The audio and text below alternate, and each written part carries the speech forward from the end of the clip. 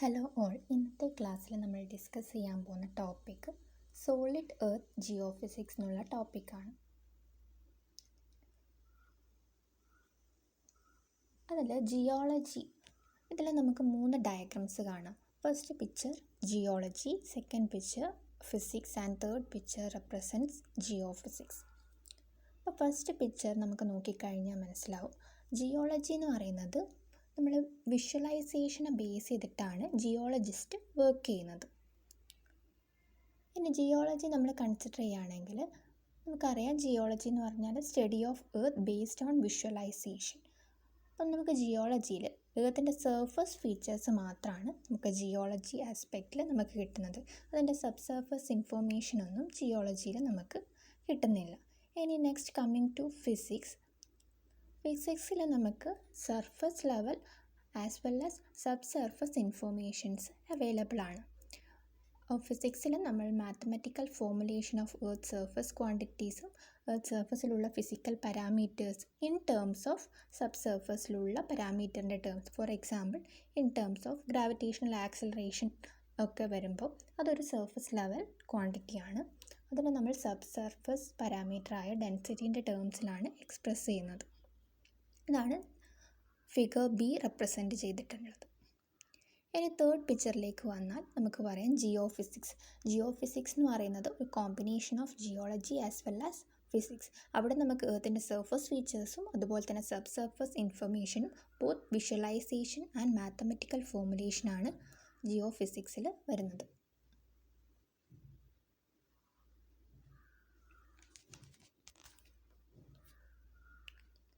Next ഇതിൽ വരുന്നത് geophysical techniques ആണ്.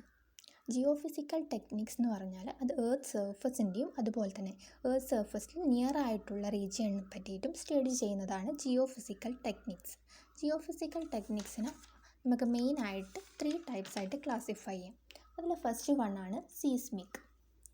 Seismic means relatively small and rapid, അതായത് അപ്പ് ഡൗൺ അല്ലെങ്കിൽ sideways movement of earth surface. അതായത് എർത്ത് സർഫസിൽ ഒരു സ്മോൾ അല്ലെങ്കിൽ ഒരു റാപ്പിഡ് ആയിട്ടുള്ളൊരു മൂവ്മെൻറ്റ്, നമുക്ക് അപ്പ് ആൻഡ് ഡൗൺ മൂവ്മെൻറ്റ് ആവാം, അതുപോലെ തന്നെ സൈഡ് വേസ് മൂവ്മെൻറ്റ് ആവാം.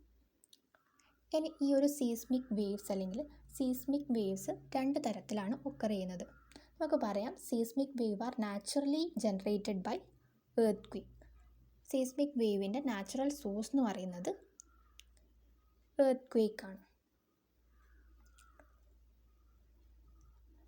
എർത്ത് ക്വേക്ക് സമയത്ത് സീസ്മിക് വേവ്സ് 2 വിധത്തിൽ ട്രാവൽ ചെയ്യും, as a body waves or surface wave. Body waves means it travels through the earth. ഇനി ഔട്ടർ മോസ്റ്റ് സർഫസിലൂടെയാണ് സീസ്മിക് വേവ് ട്രാവൽ ചെയ്യുന്നുണ്ടെങ്കിൽ അതിനെയാണ് സർഫസ് വേവ് എന്ന് പറയുന്നത്. ഇൻറ്റീരിയർ പാർട്ടിലേക്ക്, എർത്തിൻ്റെ ഇൻറ്റീരിയർ പാർട്ടിലേക്ക് ആ ഒരു സീസ്മിക് വേവ് മൂവ് ചെയ്യുന്നുണ്ടെങ്കിൽ അതിനെയാണ് ബോഡി വേവ് എന്ന് റെപ്രസെൻറ്റ് ചെയ്യുന്നത്. ഇനി നമുക്ക് ഈ ഒരു സീസ്മിക് വേവ് ജനറേറ്റ് ചെയ്യുന്ന 2 മെത്തേഡ്സ് അല്ലെങ്കിൽ ഒരു കൺട്രോൾ സോഴ്സ് യൂസ് ചെയ്തിട്ട് നമുക്ക് സീസ്മിക് വേവിനെ ജനറേറ്റ് ചെയ്യാൻ പറ്റുന്ന 2 പ്രോസസ്സാണ് റിഫ്രാക്ഷൻ ആൻഡ് റിഫ്ലക്ഷൻ. ഇനി നമ്മളൊരു seismic wave, naturally generated seismic വേവാണ് എർത്ത് ക്വേക്ക് എന്ന് പറയുന്നത്. എർത്ത് ക്വേക്ക് നമ്മൾ എർത്തിൻ്റെ ഇൻറ്റീരിയറിലേക്ക് പെനിട്രേറ്റ് ചെയ്യും, അതായത് നമ്മൾ എൻ്റയർ എർത്തിലൂടെ ആ ഒരു സീസ്മിക് വേവ് പെനിട്രേറ്റ് ചെയ്യും. ഇനി റിഫ്ലക്ഷനും റിഫ്രാക്ഷനും നമ്മൾ കൺസിഡർ ചെയ്താൽ അത് ജസ്റ്റ് എർത്ത് ക്രസ്റ്റിൽ മാത്രമേ അതിൻ്റെ എഫക്റ്റ് നമുക്ക് കാണാൻ പറ്റുള്ളൂ. ഇനി നമ്മൾ പറഞ്ഞു ജിയോഫിസിക്കൽ മെത്തേഡ്സ് അല്ലെങ്കിൽ ജിയോഫിസിക്കൽ ടെക്നിക്സിൽ സർഫസ് ലെവലിലുള്ള ഫീച്ചേഴ്സും അതുപോലെ വിത്തിൻ എർത്തും നമുക്ക് കുറേ ഫീച്ചേഴ്സ് നമ്മൾ കാൽക്കുലേറ്റ് ചെയ്യുന്നുണ്ട്. ഇനി അതിൽ സീസ്മിക് വേവിൽ നാച്ചുറൽ സോഴ്സ് എർത്ത് ക്വേക്കാണ്, അതുപോലെ തന്നെ കൺട്രോൾ സോഴ്സ് റിഫ്രാക്ഷനും റിഫ്ലക്ഷനും. അപ്പം നമുക്ക് ഏതൊക്കെ ഫീച്ചേഴ്സ് അല്ലെങ്കിൽ ഏതൊക്കെ പ്രോപ്പർട്ടീസ് എർത്ത് സർഫസിൽ മെഷർ ചെയ്യാൻ പറ്റും? Displacement, velocity, acceleration. ഇനി വിത്തിൻ എർത്ത് ആണെങ്കിൽ നമുക്ക് seismic velocity, attenuation in case of natural source like earth quake. ഇനി നെക്സ്റ്റ് റിഫ്രാക്ഷൻ്റെ കേസ് ആണെങ്കിൽ വിത്തിൻ എർത്ത് നമുക്കതിൻ്റെ സീസ്മിക് വെലോസിറ്റി കാൽക്കുലേറ്റ് ചെയ്യാൻ പറ്റും. ഇനി റിഫ്ലക്ഷൻ്റെ കേസ് ആണെങ്കിൽ എക്കോസ്റ്റിക് ഇംപിഡൻസ് അല്ലെങ്കിൽ സീസ്മിക് വെലോസിറ്റി ആൻഡ് ഡെൻസിറ്റി. ഇനി ജിയോഫിസിക്കൽ ടെക്നിക്കിൽ സെക്കൻഡ് വണ്ണാണ് പൊട്ടൻഷ്യൽ ഫീൽഡിൽ രണ്ടെണ്ണമാണുള്ളത്, ഗ്രാവിറ്റി അതുപോലെ തന്നെ മാഗ്നറ്റിക്സ്. ഗ്രാവിറ്റിയിൽ നമുക്ക് ഗ്രാവിറ്റേഷണൽ ആക്സിലറേഷൻ കാൽക്കുലേറ്റ് ചെയ്യാം, അതൊരു സർഫസ് ഫീച്ചറാണ്. ഇനി വിത്തിൻ എർത്ത് കൺസിഡർ ചെയ്യുകയാണെങ്കിൽ അതിൻ്റെ ഡെൻസിറ്റി. നെക്സ്റ്റ് വൺ മാഗ്നറ്റിക്സിലേക്ക് വരുമ്പോൾ നമുക്കതിൻ്റെ മാഗ്നറ്റിക് ഫീൽഡിൻ്റെ ഡയറക്ഷൻ ആൻഡ് സ്ട്രെങ്ത് കാൽക്കുലേറ്റ് ചെയ്യാം. ഇനി വിത്തിൻ എർത്ത് ആണെങ്കിൽ അതിൻ്റെ സസെപ്റ്റബിലിറ്റി അതുപോലെ തന്നെ റെമനന്റ് മാഗ്നറ്റൈസേഷനൊക്കെ കാൽക്കുലേറ്റ് ചെയ്യാം. തേർഡ് ജിയോഫിസിക്കൽ ടെക്നിക്കാണ് ഹീറ്റ് ഫ്ലോ. അതിലെ surface feature geothermal gradient ആണ്, ∂T/∂Z, geothermal gradient. Within earth thermal conductivity and heat flow.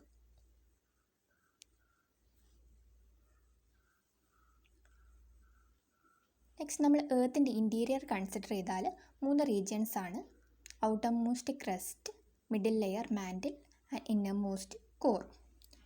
ഈ ഒരു ജിയോ ഫിസിക്കൽ ടെക്നിക്കിൽ നമ്മൾ ഡിസ്കസ് ചെയ്ത 3 കാര്യങ്ങൾ, സീസ്മിക് അതുപോലെ തന്നെ പൊട്ടൻഷ്യൽ ഫീൽഡ്, ഹീറ്റ് ഫ്ലോ, ഏതൊക്കെ റീജിയണിലാണ് എഫക്റ്റ് ചെയ്യുന്നത് എന്നുള്ളതാണ് ഈ ഒരു ഡയഗ്രത്തിൽ കാണിച്ചിട്ടുള്ളത്. അതായത് earthquake seismic waves throughout എർത്തിൽ എന്ത് ചെയ്യുന്നുണ്ട്, പെനിട്രേറ്റ് ചെയ്തിട്ടുണ്ട്. ഇനി നമ്മൾ പറഞ്ഞു കൺട്രോൾഡ് സോഴ്സായ റിഫ്ലക്ഷനും അതുപോലെ തന്നെ റിഫ്രാക്ഷനും, seismic reflection and refraction outermost ക്രസ്റ്റിൽ മാത്രമേ നമുക്ക് കാണാൻ പറ്റൂ.